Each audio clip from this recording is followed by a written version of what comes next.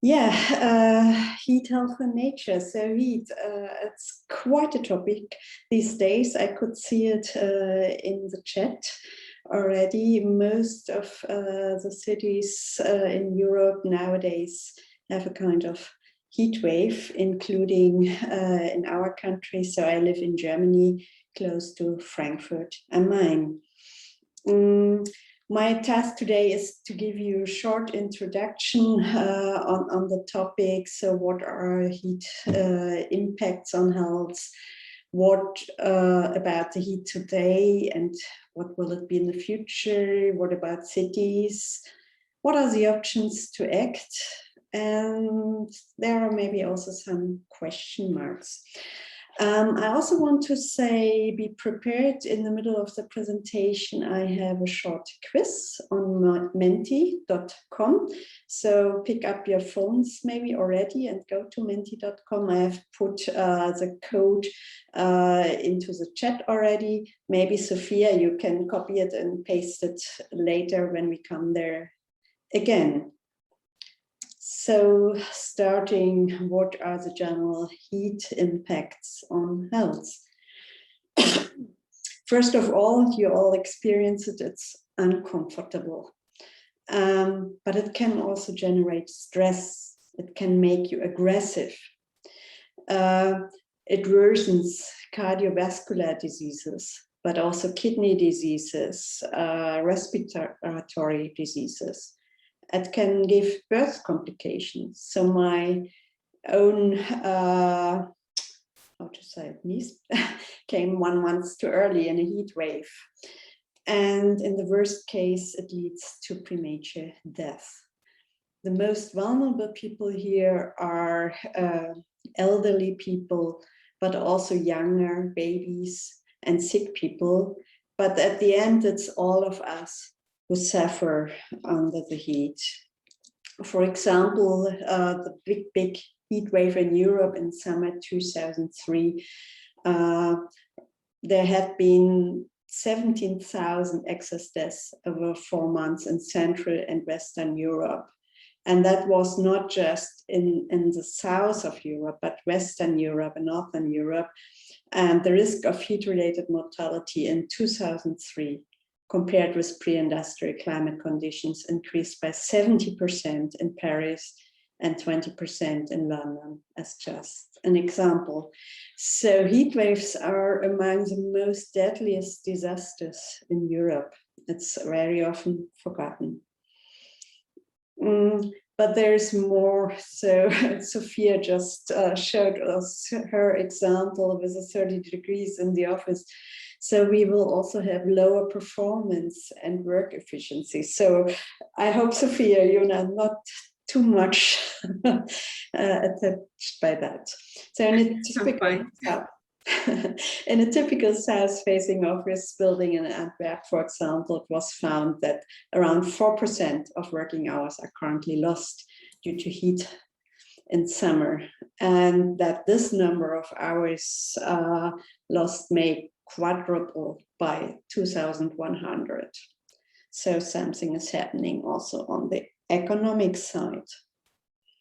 So what about heat today and in the future, and what can be or is the role of cities? I have here a picture of the daily maximum wet bulb temperature. And what is a wet bulb temperature? There's not just the temperature as such. If temperature is combined with high humidity, it is deadly, because that prevents the evaporation of sweat, and then the body cannot cool down itself. So, and the combination of humidity and temperature is called wet bulb temperature. It is said that, or scientists say that a wet bulb temperature above 35 degrees, there even healthy people will potentially die within 6 hours. So that means, for example, you have 45-degree air temperature and 50% humidity, and that would feel like 71 degrees Celsius. This picture shows documented instances from the past, and as you can see, even in the south of Europe, Sicily, but also Balkan, we are very close. Instances have been very close instances to 35 degrees. So the heat can really be deadly, and I don't know what it means for the future of some regions in Southeast Asia. Okay, but going back to Europe, these are two maps, two scenarios from the European Environment Agency. In the best case, we will have a low change of heat wave days. In the worst case, there is quite a change in the number of heat wave days we will experience for European cities. My own experience, one of my last missions, 2019, in Bonn, we had the European Urban Resilience Forum, exactly to the same topic, and we were close to 40 degrees. And that was even worse because we are not prepared in Germany for such heat. So the indoor cooling was insufficient or simply not existing. So we were really sweating, we are not prepared, and these situations will come even more often in the future, so we really need to do something. But temperature as such is not the end. In cities, we can observe that the temperatures are even higher. And why is it like that? It's a famous urban heat island effect, which each city has more or less, depending on how it is composed. It means that many artificial surfaces from buildings, from roads, the concrete, the asphalt, and so on, takes up the radiation of the sun, stores it. And then it makes it even worse at night when the stored heat is given back to the air and the city is still so much warmer than the surrounding countryside. So I had the same problem over the last days, living with a friend in a rooftop apartment in a dense urban setting. Okay, temperatures have been high during the day, but there was absolutely no relief during night. And how do you sleep if you still have 30 degrees in your sleeping room? And before it cools down, the new day arises and brings up the temperature again. And that is really the problem and causes the health problems that people cannot relieve during night. So they can withstand hot days, but then if there's no relief at night over a couple of days, then they are really affected. But there are, of course, measures which you can take. First of all, these are soft measures, behavior. Drink a lot, look for cool spaces to go, but it could also be shifting the working times, so employers could do quite a lot. Then we have the gray measures, the technical measures. Most prominent, of course, is air conditioning, but that is tricky because it also consumes energy and heats climate change again. But of course, there are eventually also sustainable options of cooling down buildings. And finally, that's what we want to talk about today, and what's your project about, that are the green measures. Just giving you an overview on the amount of green space in European cities. So it looks quite good in the northern cities, northwestern cities, but then towards the south, green space gets more scarce. Although we also have such cities in the northern areas. Just as an overview. And when I started to look at climate change adaptation, I prepared the first report of the European Environment Agency in 2012. I had these two maps in front of me, and accidentally it's Budapest. So, so the circle is closing. On the left side, it was the usual mapping I had to work with before. It's the soil sealing.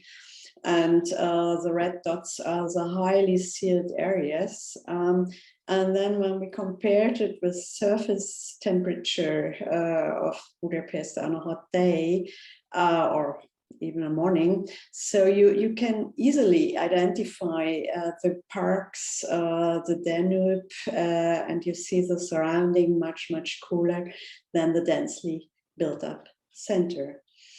So green is working, and also experienced it myself here in Barcelona, also very hot day, but it was so pleasant to sit under these shadowing trees, having some fresh air despite high air temperatures. Green space can reduce the heat storage capacity of the urban surfaces. It reduces air temperatures through an increased evapotranspiration and shading. So it's not just shading, there is also cooling by the evapotranspiration. And it can, if designed properly, support ventilation and bringing cool air into the city, like Tamas just explained at the example of Stuttgart. There was also a nice project, Adapt UHI, which did some modeling, how much green would it need. So in the example of Salzburg in Austria, that doubling the reflectivity of sealed surfaces and reducing sealed surfaces by 30% and greening 50% of the roofs and increasing the number of trees by 50% plus replacing bar soil with grass would help to keep the same number of hot days in 2050 as compared to the recent past. And there's even the chance that the denser urban areas of the city could be even cooler than in the historical period. But you see, it requires quite a number of green space and nature-based solutions to really cool down. So we have to increase our efforts.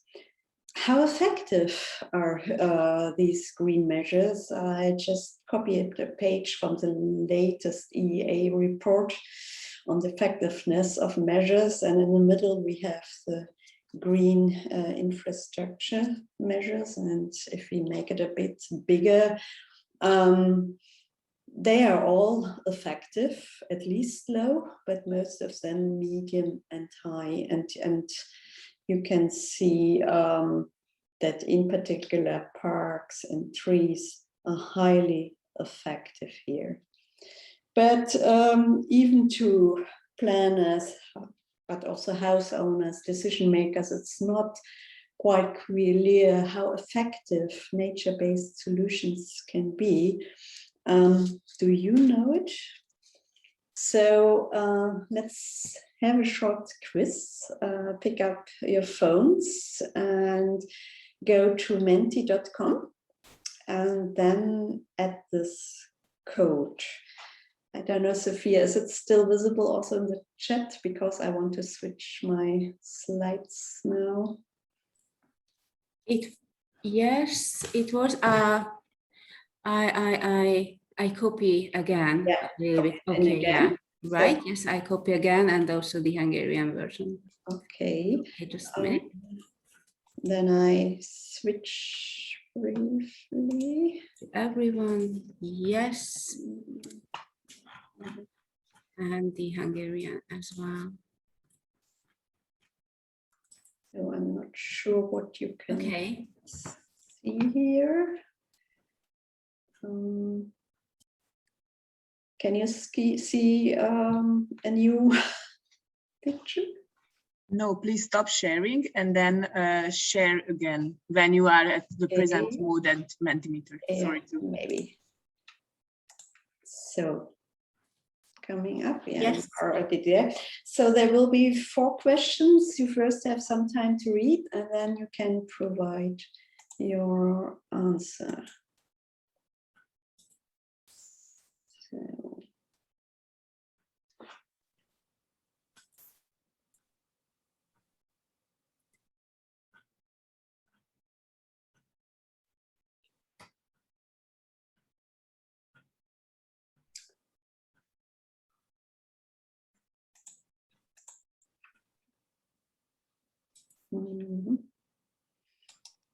I'm not quite sure why it. Okay.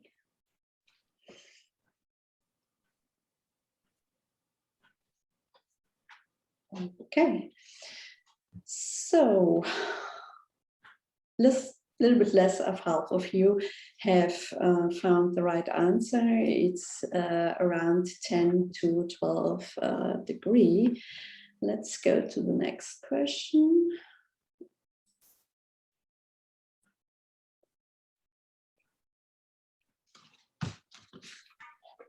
I have to start, sorry. Mm-hmm.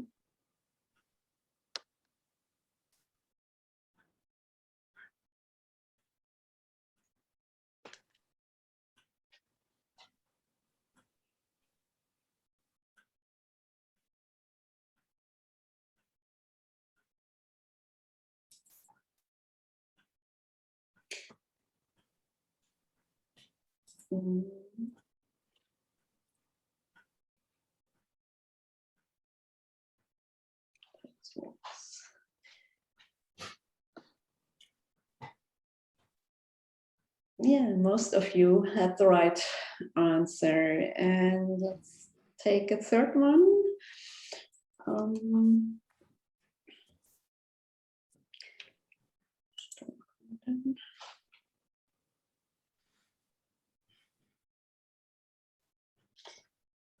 By what percentage can a green wall reduce sound energy?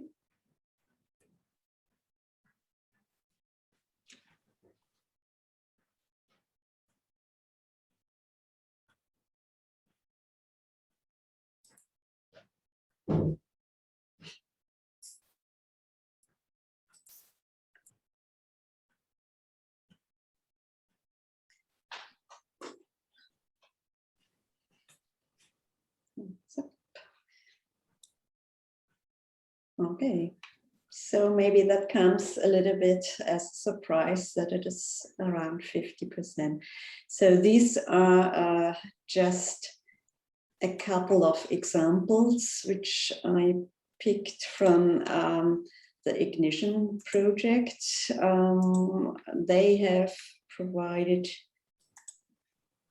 an evidence base for nature-based solutions, and here I've picked some of the results for you regarding temperature. That is based on literature review and just putting it together in one place.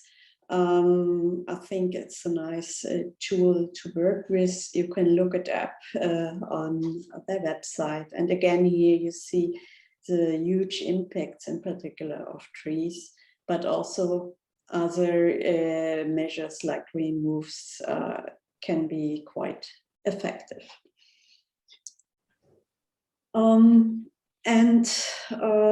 What we could observe, and probably you at your place as well, is that under COVID-19, nature-based solutions, green spaces, they get even more appreciated and have been even more important for the populations. So In the Ignition project, we had some surveys before and after or during COVID, so they have been planned anyway, but they provide a nice picture. So, for example, 79% of the park users felt that being able to access parks and green spaces during the COVID restriction has been very important, or at least important, and most of them visit them much more than before. So that survey really showed how important it was under COVID. But nature-based solutions and green space, they do not just reduce temperature, they also have multiple other benefits for the climate and beyond the climate. So they work also good for flood protection. They support nature and biodiversity, health and well-being in the general way. You can do sports there, but they also help you with your mental health. They are attractive and iconic places, and they provide space for social interaction, outdoor activities. And I'm pretty sure I have, there are even many more benefits to mention. At the end, I must say, they are also simply nice. So, but there is one remark we still need to make, because nature itself can also be threatened by heat and by drought. So I hear that argument quite often from the south, but I can also observe it right now here in my area, which gets hotter and drier. So what can you do about it? One way is to use species that are adapted to the climate conditions. For example, rather using natural meadows than lawns that needs to be watered. Or use rainwater storage, get as much rainwater as you can get to store it for later. Here's one of my cycling trips. I came along a new building area, and they have put the trees just in a depression to maximize the rainwater they can get, and the trees are still thriving, although the lawns and grasses are burned. So that was from last summer. Or finally, also use grey water recycling, smart irrigation, or sustainable urban drainage solutions. Here an example from the Living Lab Salford from the Ignition project in Manchester, but these sets are distributed more and more across Europe. They store the water and provide it when it is needed, but at the same time work also as flood protection. So that was my quite short journey across the topics of heat, health, and nature. And I think the next presentations will deepen some of these experts. I also have put together a couple of links where to start looking for if you want to know more. Thank you very much.